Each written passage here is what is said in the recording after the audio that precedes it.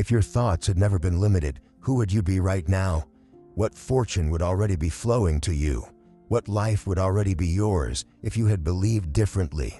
Once you understand how wealth is thought into existence, you will never again chase it like a beggar. You will build it like a king.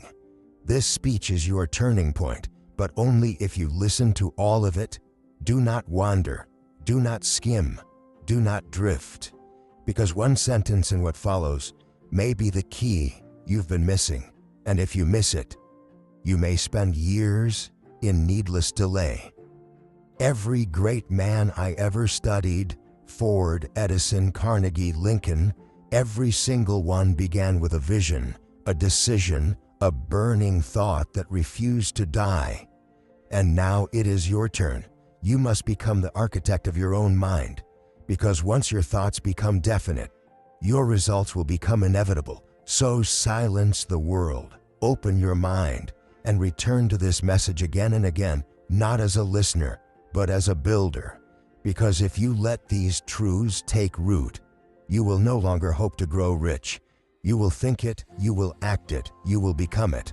What if the only thing standing between you and every great dream you've ever had was a single thought?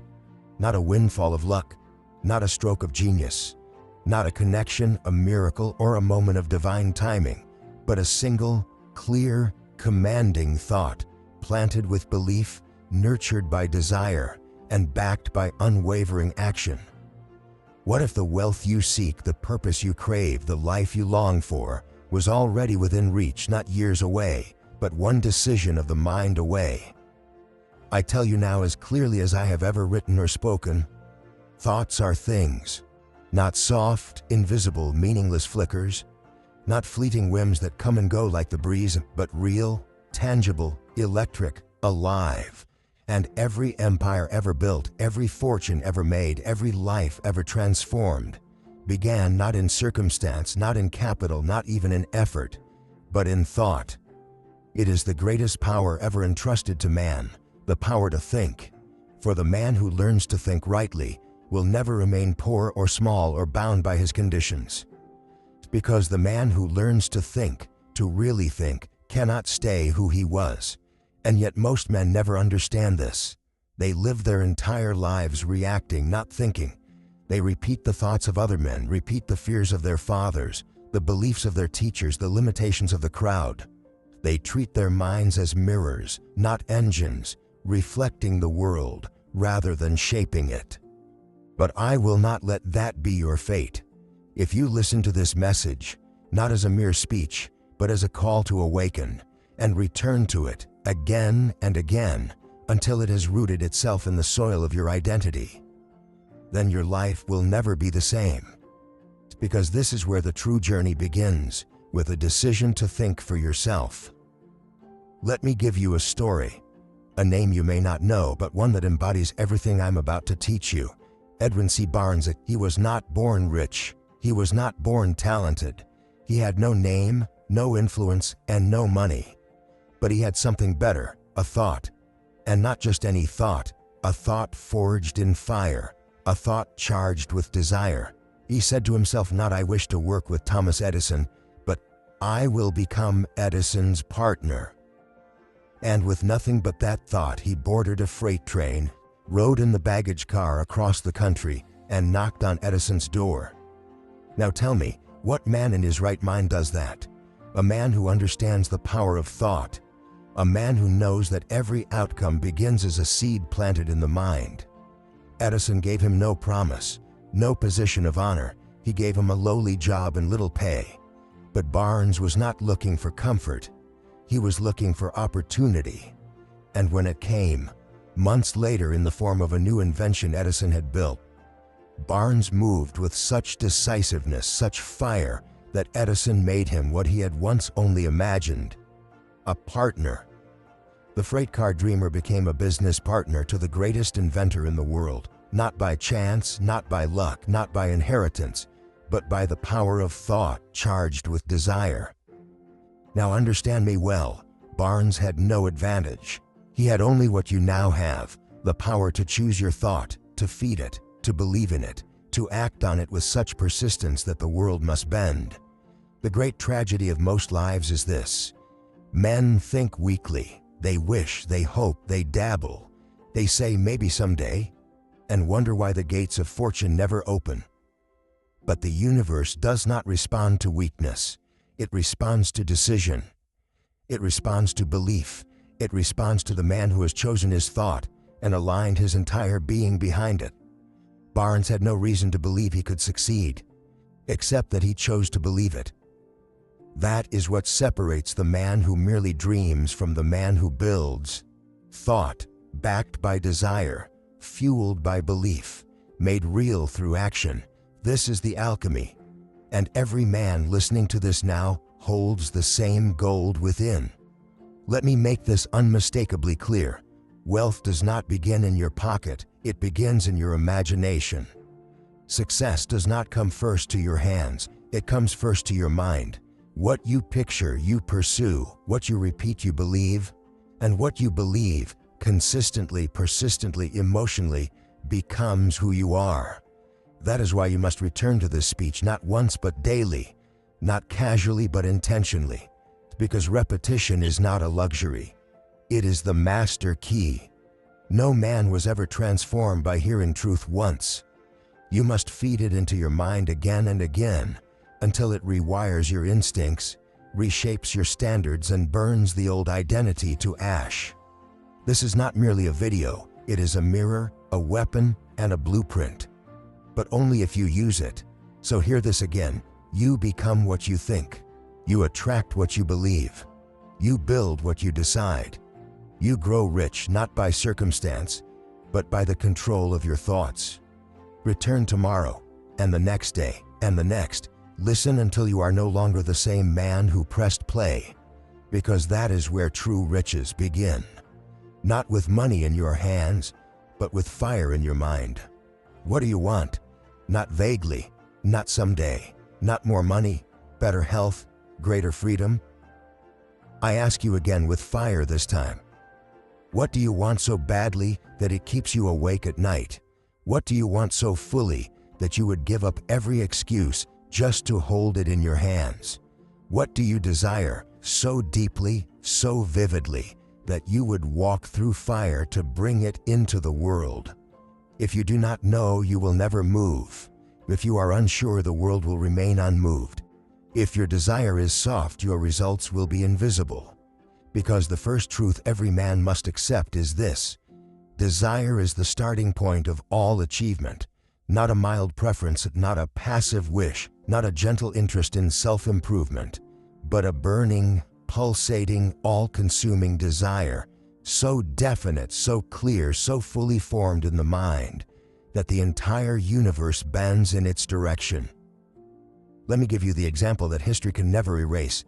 Henry Ford, a man with no formal education, a man whom the world called foolish, a man who believed something no one else dared to believe, that the automobile, once a plaything of the wealthy, could become the property of the common man. But this story is not about the Model T, it is about what came after. At the height of his ambition, Ford called his engineers together and declared, "I want an engine with 8 cylinders cast in one block." The engineers blinked, the room stiffened. "Impossible," they said. "It can't be done." Ford stared calmly and answered, "Produce it anyway." They protested again. He said, "Go ahead. Stay on the job until you succeed, no matter how much time is required." 6 months passed, nothing. Another 6, still failure. But Ford did not retreat. His desire was not a suggestion, it was a command. And because his will never wavered, eventually, those same engineers came back with what the world said could not be done. The V8 engine, born not from technical expertise alone, but from desire backed by decision. Do you see now? Desire is the ignition, the spark, the signal that you are alive with purpose. Without it, no plan will stick, no habit will endure, no faith will grow. You will drift, you will delay, you will tell yourself lies about later. But once you decide, once you desire something so fully that it consumes your mind, you begin to move, and the world begins to move with you. I do not bring you philosophy, I bring you law. The same law that governed Ford, Edison, Lincoln, Schwab, and every man who ever pulled riches from the unseen into the seen. And this law says, whatever the mind can conceive and believe, it can achieve. But conception is not enough, you must believe it. And belief begins with desire. Now listen to me closely and write this down. In Think and Grow Rich, I outline 6 steps that any man can follow to transmute desire into reality. Not sometimes, not by luck, but by law. These steps are simple, but they must be followed precisely, and they must be followed with emotion, repetition, and decision. The 6 steps to turn desire into gold. Fix in your mind the exact amount of money or result you desire. Do not say, I want plenty. Say, I desire $100,000 by December 31st. Say, I will lead 1,000 men. Say, I will own my home free and clear. Be precise. Clarity is magnetic. Determine exactly what you intend to give in return. Nothing comes without a price. You must sacrifice ease, excuses, indecision. If you wish to receive, you must first become a giver. Decide what work, service, discipline, or faith you will exchange for the reward. Establish a definite date by which you intend to possess it. Goals without deadlines are fantasies. Decide the time. Lock it in your subconscious. Create a clear, concise statement describing what you intend to achieve, the time limit for its acquisition, and what you will give in return. This is your definite chief aim. This is your declaration to the universe. Read your written statement aloud twice daily, once in the morning, once at night. Speak it, with belief, with vision, with faith. Do not read it like a chore. Read it like a man casting a spell upon his own mind, because that is exactly what you are doing. See and feel yourself already in possession of the goal. Visualize it, walk in it. Let it live in you so strongly that the outer world has no choice but to rearrange itself around your belief. This is no parlor trick. This is no secret for the faint-hearted. This is work, mental work, emotional work, spiritual work. But I promise you this, if you do it daily, if you write the desire, speak the desire, see the desire, feel the desire, move toward the desire, then you will awaken something in you that is stronger than fear, stronger than fatigue, stronger than doubt. You will become possessed by purpose, and nothing on earth can stop a man whose mind is fully aligned with his mission. Now hear this truth. Most men fail not because they lack talent, but because they never truly decide what they want. Their desires are too soft, their minds are too scattered. They chase goals they never define. They wish for riches, but never write the number. They want more, but never decide how much, by when, and for what. And so life gives them more of the same: confusion, delay, regret. But that will not be you, because from this day forward you will treat desire as sacred. You will write it, you will speak it, you will feel it, and you will move toward it like a man who knows the world belongs to the bold. Desire alone is not enough, it must be backed by something stronger, and that is where faith and autosuggestion come in. When you speak your goal aloud twice a day, morning and night, you are not just talking, you are planting. You are programming the subconscious mind to expect success. And what the subconscious expects, it works to create. But here's the warning. If you do not speak your desire with emotion, if you do not repeat it with conviction, if you do not feel it as if it already exists, then the soil will remain hard and no seed will grow. This is why I urge you to build the habit of morning ritual and nightly command. Stand before the mirror, place your hand over your heart, and say your definite chief. Aim with power, say it until your voice shakes. Say it until the picture becomes real. Say it until your doubts fall silent and your mind begins to believe. Because repetition plus emotion equals installation. Desire plus faith equals direction. Direction plus action equals transformation. So let me ask you again, not as a writer but as a fellow builder of destiny. What do you want? Write it down. Speak it aloud. See it in your mind's eye and let it burn in your chest like fire. Let it become more than a wish. Let it become a decision. Because once a man's desire becomes a decision, the entire universe begins to move. What is faith? Not the word, not the ritual, not the vague idea taught by the timid. I ask, what is real faith? It is not hope, it is not comfort, it is not a passive belief that life will work itself out. Faith is a state of mind so deeply felt, so vividly installed, so endlessly repeated, that it rewires your entire being to expect success. And here is what most men never learn. Faith can be created, built, induced, installed, engineered by you. You do not have to be born with it. You do not have to inherit it. You do not need a preacher, a priest, or a philosophy to give it to you. All you need is auto-suggestion. Let us make this practical. Faith is not a miracle, it is a mechanism. It is created through the repetition of belief-backed words, spoken aloud with emotion, every morning, every night, until the mind begins to obey. Because the subconscious does not know truth from fiction. It only knows what is repeated, especially with emotion. Repeat weakness, and you believe you are weak. Repeat hesitation, and your life slows to a crawl. Repeat power, and power becomes your default. This is how the mind works, and this is how every man of power has built his empire. From the inside out, let me show you. The story of Andrew Carnegie and the power of installed belief. Carnegie was not just a man of steel, he was a man of vision and faith. He did not begin with riches, he began with clarity, and more than that, he believed in his ability to achieve whatever he demanded of life. Not because someone told him so, but because he told himself so, again and again, until the belief sank into his very nature. But the true power of Carnegie was not only in what he achieved, but in how he taught faith to others. I sat with him, I studied him, I listened to him. And here's what he told me, something that changed my life forever. Napoleon, I don't just build steel, I build men, and I do it by teaching them how to believe in themselves. That was his real empire. Do you know how he elevated Charles M. Schwab from a lowly position to president of the largest steel company in the world? He believed in Schwab until Schwab began to believe in himself. But Carnegie didn't stop there. He instructed his men to write down their definite aim, to speak it aloud, to carry it in their pockets, to declare it to themselves every morning and every night with emotion. And in doing so, he was not just forming leaders, he was creating faith, and faith once created cannot be shaken. Let me say this again with all the clarity I can muster. Faith is not reserved for the religious.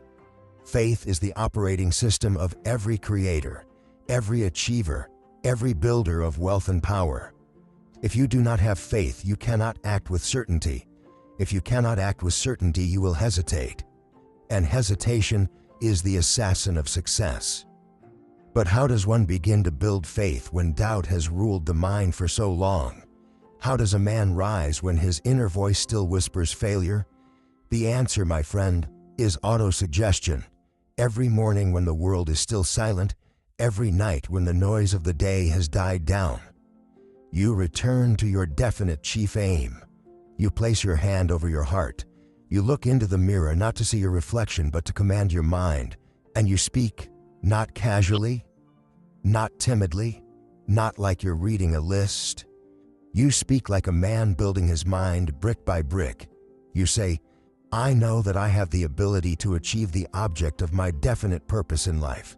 Therefore, I demand of myself persistent, continuous action toward its attainment, and I here and now promise to render such action. I fully realize that no wealth or position can long endure unless built upon truth and justice. Therefore, I will engage only in transactions which benefit all whom they affect. I will induce others to serve me because I will serve others. I will eliminate hatred, envy, jealousy, selfishness, and cynicism by developing love for all humanity, because I know that a negative attitude toward others can never bring me success. I will cause others to believe in me because I will believe in them and in myself. Now, repeat and repeat again and again until these words are no longer recited. but embodied.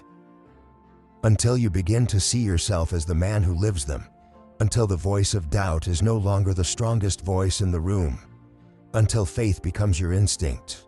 Most men speak fear to themselves. They repeat doubt, they rehearse failure. They tell themselves why it might not work, why they're not ready, why others are more qualified. And their subconscious obeys, but not you. You will no longer feed your mind with weakness. You will no longer allow stray thoughts to run your life. You will speak with intention. You will speak with repetition. You will speak with emotion. Because repetition with emotion is what reprograms the subconscious. And once the subconscious is reprogrammed, faith becomes automatic. Remember this, faith is not magic. It is mental conditioning. And it is available to any man who has the discipline to install it. Not once, not weekly, but daily. Just as you train your muscles, you must train your belief. And when trained enough, faith becomes a force. You will begin to feel it before you speak. You will begin to expect greatness, not as a fantasy, but as a natural result of who you are becoming. I must remind you, quietly now but firmly, you become what you believe, especially in silence, when no one is watching, when the applause is gone, when you are alone with your thoughts. It is in these moments that your true identity is formed. And it is in these moments that you must speak the loudest inside your own mind. Say it, I believe in the power of my desire. I believe in my ability to act. I believe that my faith is stronger than my fear. I believe that the world moves for the man who moves first within. I believe that repetition rewires identity, and identity changes everything. You are not too late. You are not too broken. You are not too uncertain to begin. You are one decision away from beginning the installation of a new mind, and the tool is already in your hand. Speak, repeat, feel, believe. That is how faith is built, and that is how destiny is written. And that is how the man you are becomes the man you were born to be. Every man who rises does so for one reason. He controls what enters and stays in his mind. And every man who drifts, every man who stalls, every man who buries his dreams before they bloom, he suffers because he allowed his subconscious to be programmed by default. And let me tell you plainly, you are always programming your mind, always, whether deliberately or accidentally, whether toward greatness or mediocrity, whether by design or by drift. The subconscious mind is never idle. It is always listening. It is always learning, always absorbing. But here's the truth most never understand. The subconscious mind cannot argue. It only accepts. It accepts what you say, what you think, what you repeat, especially when said with emotion. It does not filter. It does not question. It does not ask, is this true? It simply records and obeys. Now imagine the consequences. Every time you say, I'm tired, I can't do this, I'm not good enough, nothing ever works for me, you are planting instructions. And the subconscious follows them. It forms beliefs. It filters your reality. It influences your energy. It moves you toward the very life you say you don't want because you've installed it as truth. But now imagine if you said this instead. I am focused, I am decisive, I am powerful, I am becoming wealthy in thought, in energy, in action. And you said it not once, not casually, but every morning with energy, with feeling, with fire. Then the subconscious would say, very well, if this is the instruction, I will make it so. This is not magic, this is autosuggestion, the most powerful mental mechanism ever discovered. Let us turn to a man who used this principle without fail, Thomas Edison. Most remember Edison for the light bulb, but they forget what it took. He did not succeed on his 5th attempt, not his 50th, not his 500th. He failed over 10,000 times. 10,000 moments when doubt could have entered, and 10,000 chances to say, this won't work. But he did not speak failure. He did not affirm defeat. He affirmed progress. I have not failed, he said. I have simply found 10,000 ways that won't work. Do you hear the programming? Do you see the power? Each time he failed, he spoke belief. He repeated success. He trained his subconscious to accept only one outcome: victory. And so victory came, not because of luck, not because of genius, but because of autosuggestion, installed daily. Now listen carefully. What you say in silence becomes what you do in public. You want to change your results? Change your internal dialogue, not once. Every day, the man who reprograms his subconscious reprograms his destiny, because your subconscious is the gatekeeper of behavior, and your behavior is your life. So how do you begin? Let me show you the method. It is simple but sacred. The speech ritual, daily. Write down your definite chief aim, not a vague goal, a clear, detailed vision, the wealth you want, the life you want, the man you are becoming. Include what you're willing to give. No riches come without value returned. I will give my full energy, my discipline, my focus. Add the date. A commitment must live inside time. By this date I will have stated in the present tense, not I hope to become, but I am becoming. I possess the mindset of wealth. Read it aloud twice daily, once in the morning, once before you sleep. Eyes closed, emotion high, voice steady, vision clear. Feel it. Emotion is the bridge to the subconscious. If you read it like a chore, you waste its power. Speak it like it's already yours. This is how you program identity, and identity governs everything. You will begin to feel the difference within days. Your thoughts will sharpen, your posture will shift, your energy will carry weight.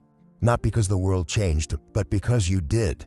Because you are no longer reacting to life. You are rewriting the internal script.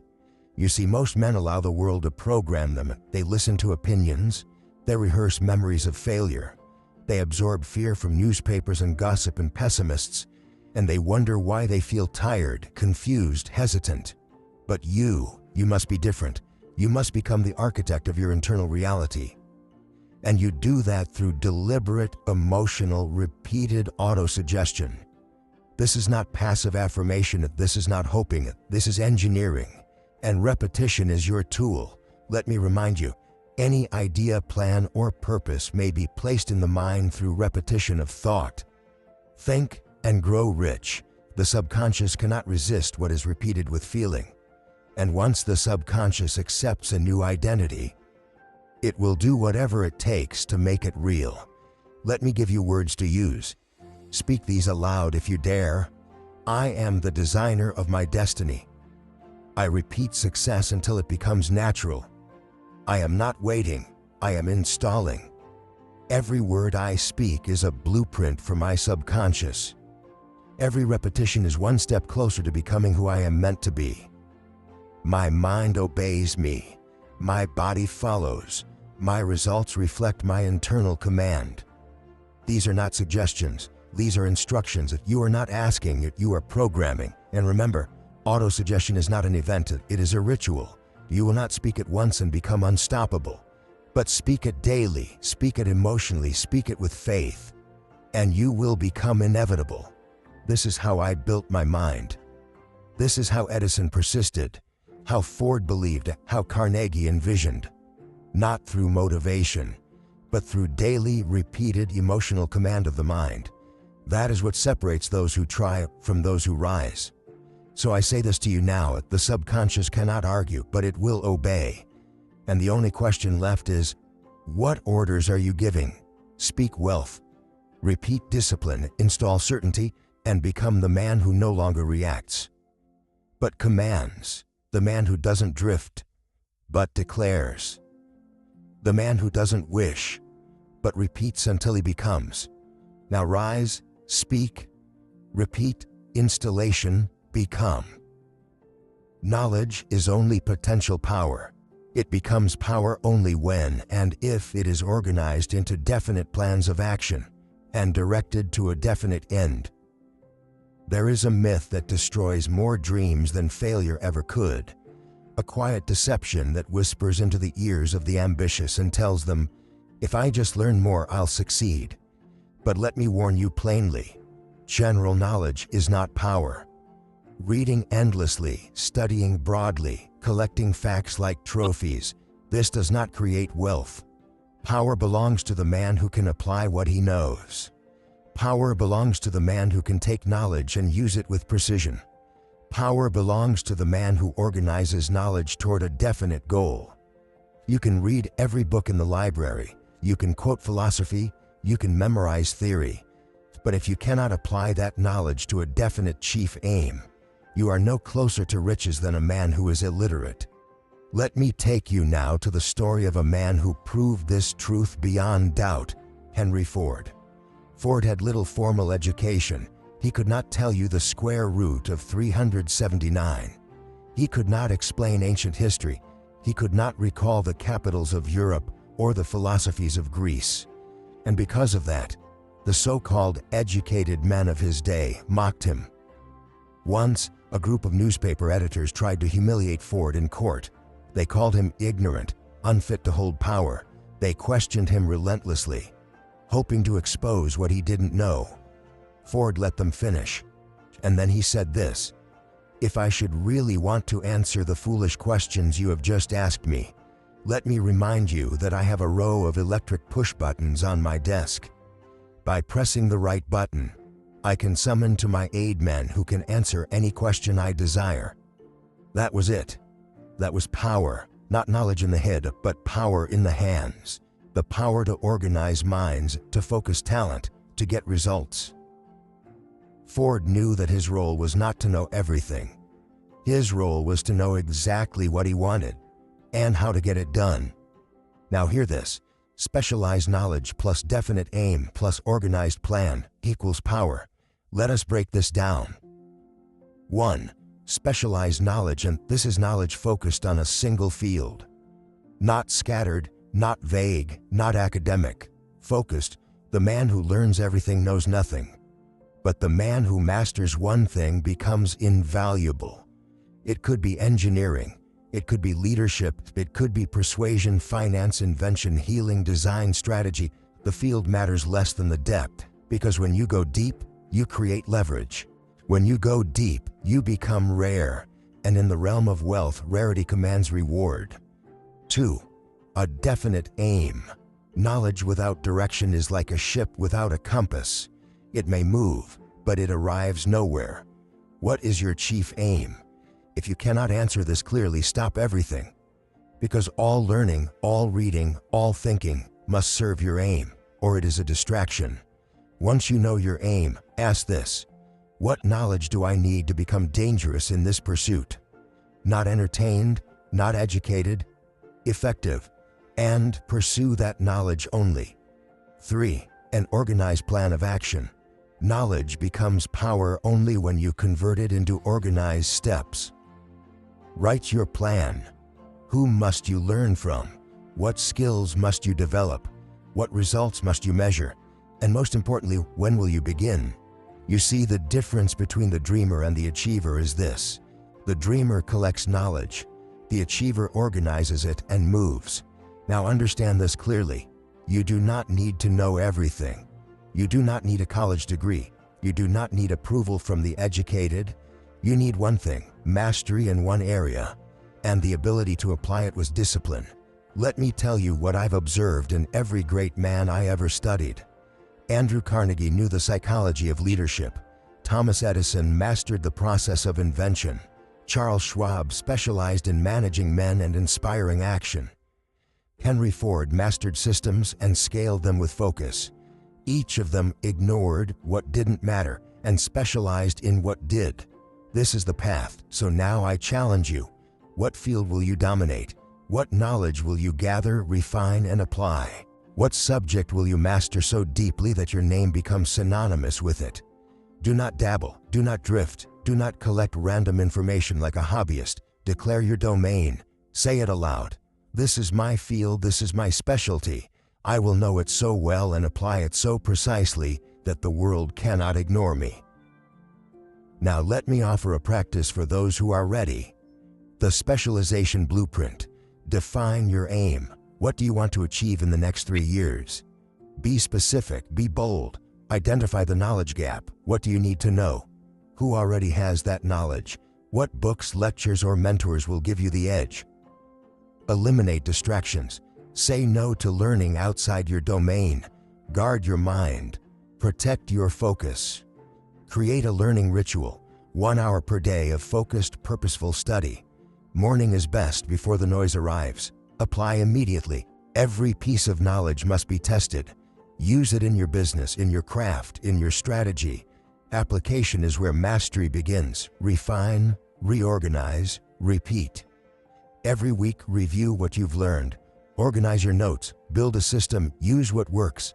Discard what doesn't. You must not confuse movement with momentum.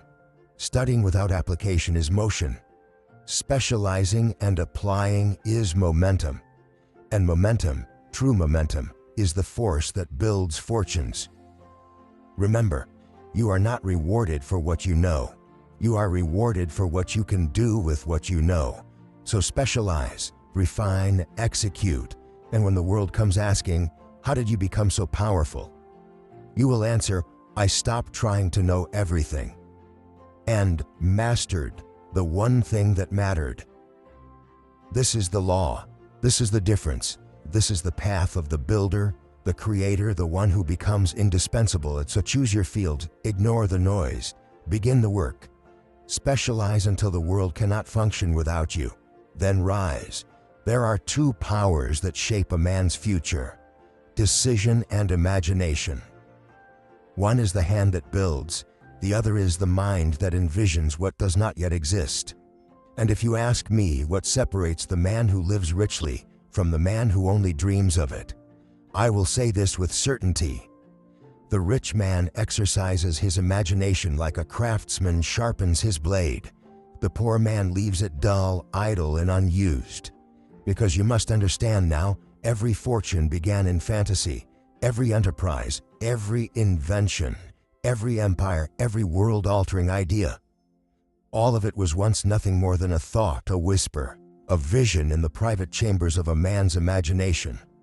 You must know, there are 2 types of imagination, and both are useful when directed. The first is synthetic imagination. It arranges existing ideas into new combinations. It takes what is known and reshapes it to fit a purpose. This is the imagination of the builder, the strategist, the one who improves, who reconfigures, who multiplies. Henry Ford used synthetic imagination when he combined known mechanics to produce the assembly line, something the world had never seen, from parts the world had long known.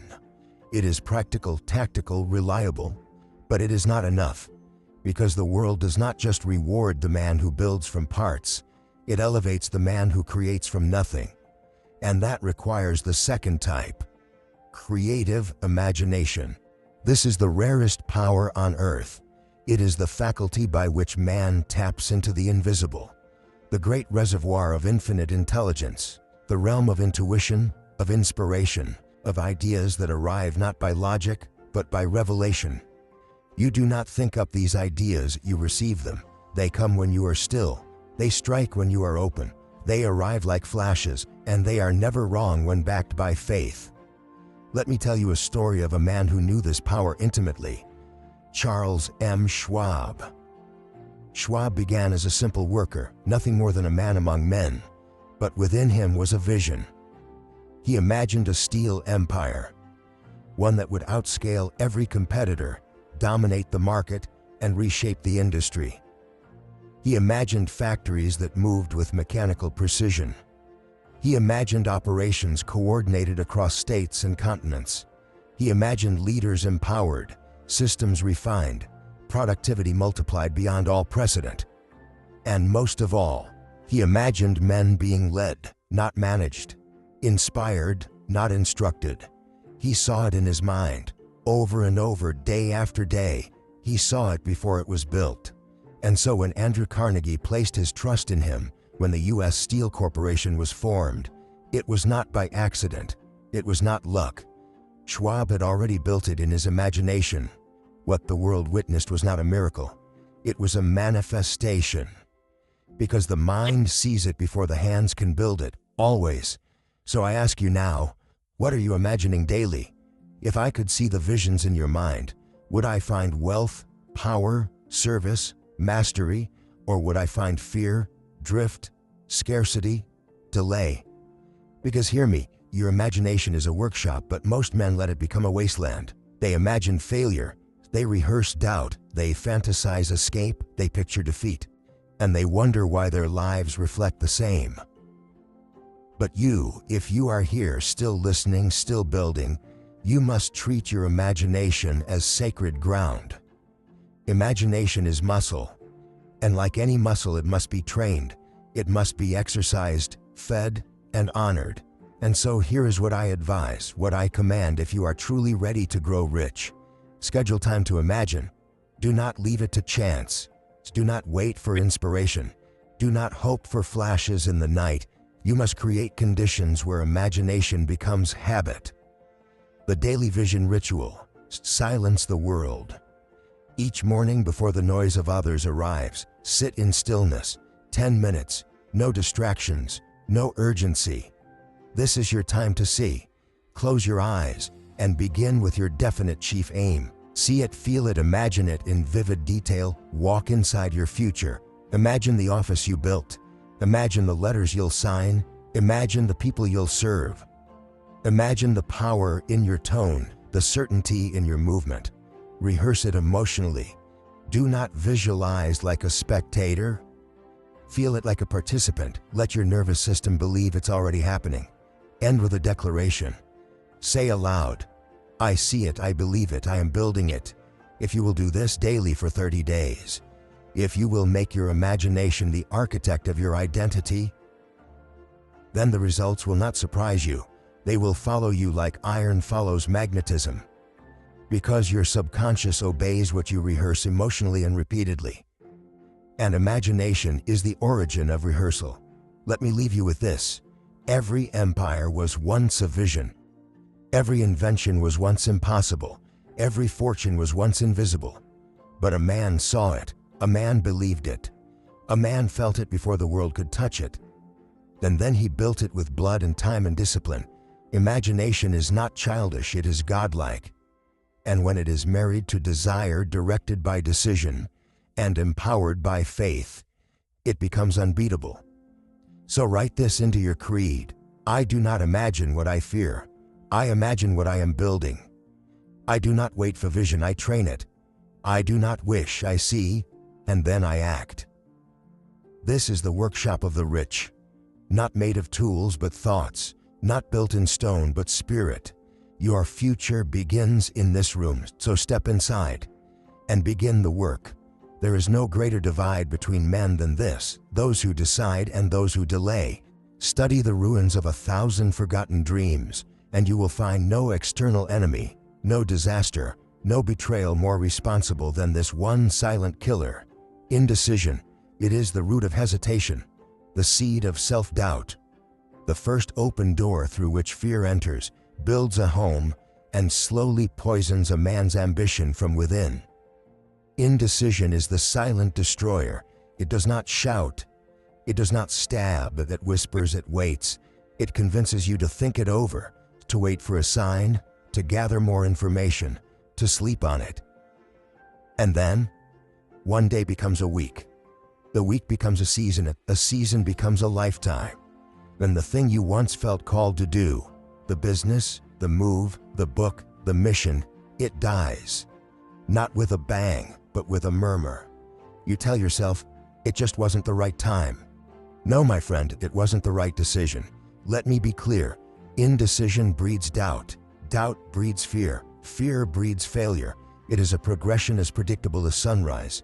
And it is why those who live rich in power, in impact, in clarity, are the ones who decide swiftly and rarely change their minds. There is no better example of this law than Henry Ford. Ford was not the smartest man of his era. He did not have a university pedigree. He was mocked by intellectuals, underestimated by competitors. But Ford had something stronger than intelligence. He had decisiveness backed by faith.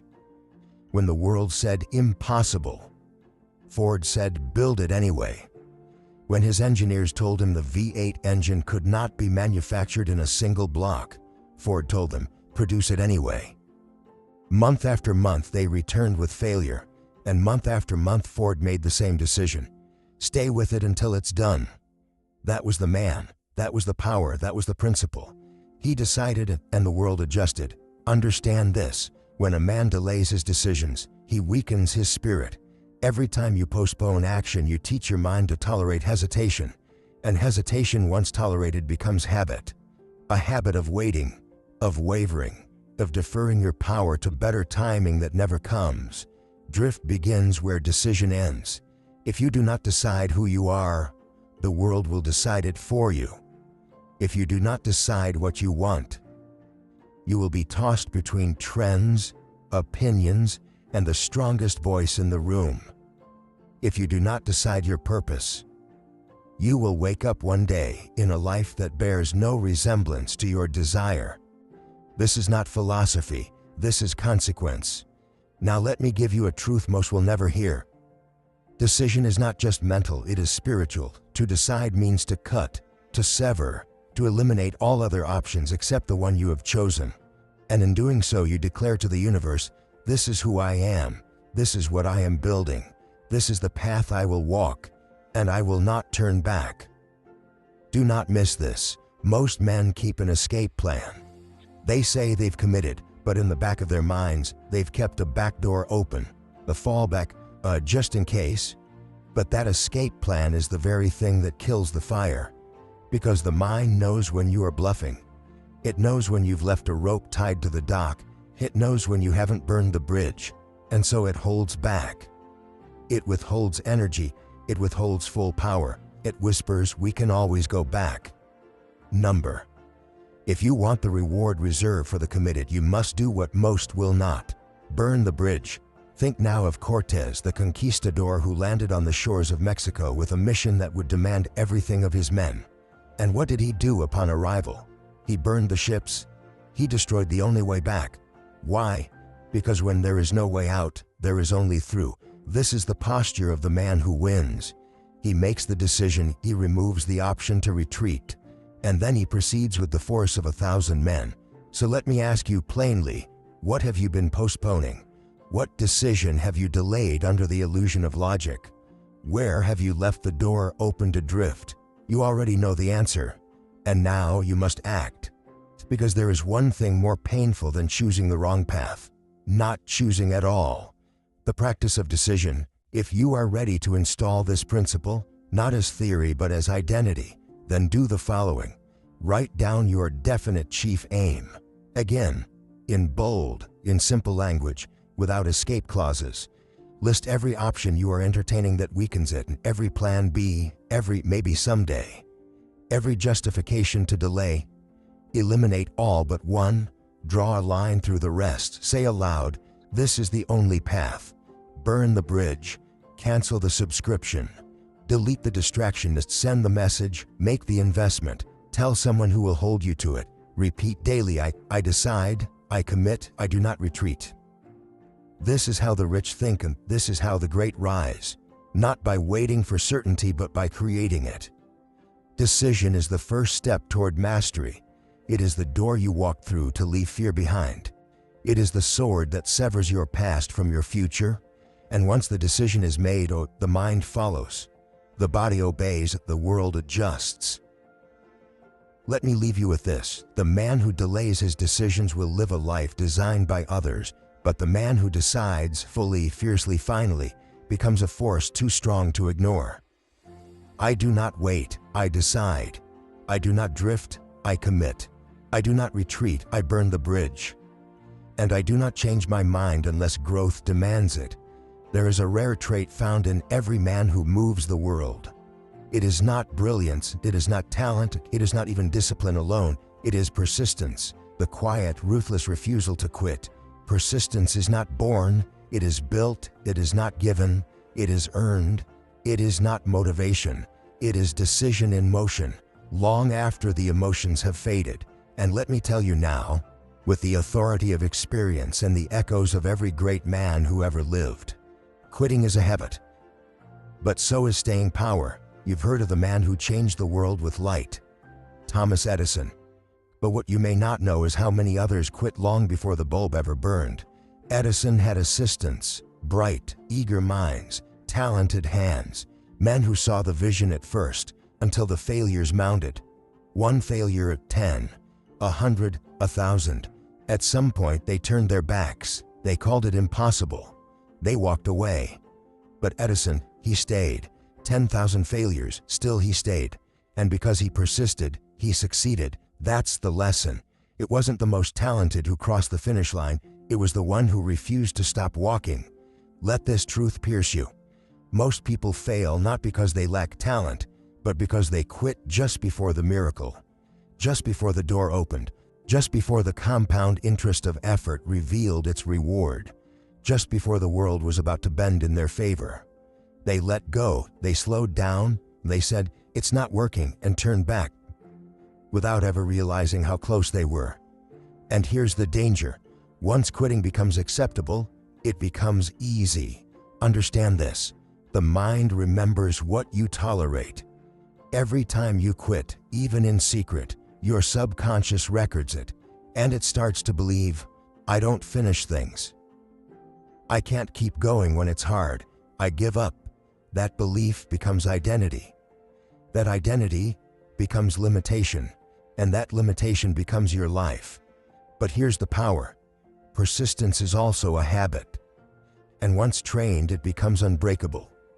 You must begin to rewire your mind to associate difficulty with forward motion. When it gets hard, you double down. When it gets heavy, you lift anyway. When it feels pointless, you press on. This is the posture of persistence, not perfection, not constant motivation, but movement, no matter how it feels. Think of a stonecutter. He strikes the rock 100 times, and it does not crack. But on the 301st strike, the rock splits in two. Was it that final blow that broke it? Numbered, it was every blow that came before it. Persistence is not glamorous, it is not praised, it is not applauded, but it is the law. The man who persists long enough will always outlast the man who only moves when it's easy. Let me be direct. You do not need more motivation. You need a higher threshold for boredom, for repetition, for silence, for days when the results are invisible and still. You show up. Because that's what persistence is. It is consistency without applause. It is grit in the absence of praise. It is faith that what you're building is real even when you can't see it yet. Ask yourself now, what have I quit in the past? What did I stop just before it could become something? Where did I let go because I wasn't feeling it anymore? You know, and you know the cost. So the question is, will you keep repeating that pattern or will you forge a new one? Build the habit of following through. Let us make it practical now. If you are ready to install persistence into your very nature, this is what you must do. 1. Commit small, but fully. Don't just commit to the grand vision, commit to the daily brick. If your goal is to write a book, your job is not the whole book. Your job is the page today. Write it. Even when it's bad, especially when it's bad, because that is what persistence looks like. 2. Keep a victory journal. Each day, write down what you followed through on, even the smallest act, even when your emotions screamed, "Don't." This is how you train your subconscious to believe, I am a man who finishes. I am a man who does what he said, especially when he doesn't want to. 3. Repeat the identity. Say this aloud. I persist. I do not stop. I finish what I start. I walk through resistance. I do not negotiate with weakness. And say it with emotion. Every day, morning and night. You are not merely repeating words. You are installing identity. 4. Embrace the dip. There will come a point, always, when the work feels stale, when the results feel slow, when the excitement has vanished. This is the dip, and most men quit there. But not you. You lean in. You push through. You stay long enough to rise on the other side, because you know the dip is the place where most men die, and the persistent man is the one who walks out with gold in his hands. 5. Treat resistance as the signal to continue. When you feel like stopping, say to yourself, "Ah, this is the resistance. This means I'm close. This is my sign to keep going." Because the enemy always shows up when the miracle is near. Remember this: Edison succeeded because he persisted. Ford broke through because he persisted. Carnegie built an empire because he persisted. They were not superhuman. They were just the last man standing. So be the last man standing. Be the one who outlasts the resistance. Be the man who does not stop until it is done. Your life will be built not in the flash of genius, but in the repetition of effort. Every day you show up when it's hard, you cast a vote for the man you're becoming, and one day, the world will call you unstoppable. But you'll know the truth: you were never unstoppable, you were just persistent. Say this with me now: I do not stop, I do not fade, I persist until the job is done, and I do it again tomorrow. That is how the rich are made, that is how you rise, and that is how you finish. No man ever became great alone, not truly and not wholly, not without a mind beyond his own. Power, real power, is not isolated, it is multiplied. Through the alignment of minds, through the fusion of belief, and through the brotherhood of a shared aim. Let this truth settle deeply into your understanding. The mastermind is the unseen force behind every towering fortune. Not because others do the work for you, but because two aligned minds are more than twice as powerful as one. Let us return to the man who gave me my mission, Andrew Carnegie. You may know the name, you may know the steel, you may even know the fortune. But do you know the secret? Carnegie did not rise alone. He did not hold every answer. He did not pretend to know everything. Instead, he summoned minds to his cause, a small circle of visionaries, builders, believers. They called it the Council of Power. It was a group of men so deeply aligned in aim, so rich in faith, that their collective belief became an unstoppable current. And from that council, one man rose who would later command entire industries with nothing more than his presence: Charles M. Schwab. He was not the most educated, not the wealthiest, not the loudest, but he believed, he listened, he absorbed, he multiplied, and he became a giant because he stood in the presence of men who thought in giants' terms. Here is the law: environment is more powerful than will. You may have great ideas, you may have burning desire, you may even have clarity of purpose. But if you walk daily among men who ridicule ambition, who mock discipline, who laugh at your vision, eventually their influence begins to rot your conviction. You cannot build a cathedral with the council of termites. You must surround yourself with strength, with conviction, with men who hold you to your higher self, not your comfort. I ask you now, who do you think with? Who do you share your goals with? Whose words shape your internal weather? Because I will tell you something I have seen ruin many great men. They outgrew their circle, but refused to leave it. And so they stayed small. They dimmed their light to match the room. They lowered their vision to match the tone. And in doing so, they buried their potential alive. Let me be very clear. The mastermind is not about popularity. It is about alignment. It is not a crowd. It is not a club. It is a covenant between minds that believe in something greater than themselves. Two or more minds in harmony of purpose, fused with faith, working together toward a defined aim. That is the mastermind. It is a spiritual force, though invisible. And once created, it moves with the momentum of destiny itself. Audit your circle. Let us now take action. Who are the 5 men you speak to most? List them, not by title, not by blood, but by influence. Who speaks into your mind? Who celebrates your wins? Who sharpens your standards? Who challenges your excuses? And now, the most important question: are they helping you rise or helping you stay the same? Because neutrality is a myth. Every voice in your life is either watering your future or choking it. If you are serious about building wealth, mental, spiritual, financial, you must build your counsel, not tomorrow, not someday. Now, how to build your mastermind. 1. Decide what you need. Begin with clarity. Do you need strategy? Do you need accountability? Do you need belief? Different men bring different powers. Do not build your circle randomly. Build it intentionally. Each man must serve the vision. 2. Pursue alignment, not agreement. The greatest mistake you can make is surrounding yourself only with men who agree with you. Agreement breeds comfort. Alignment breeds growth. You want men who will say, "That's not your highest standard. That excuse doesn't serve you. You're better than that." But who say it with belief, not ego.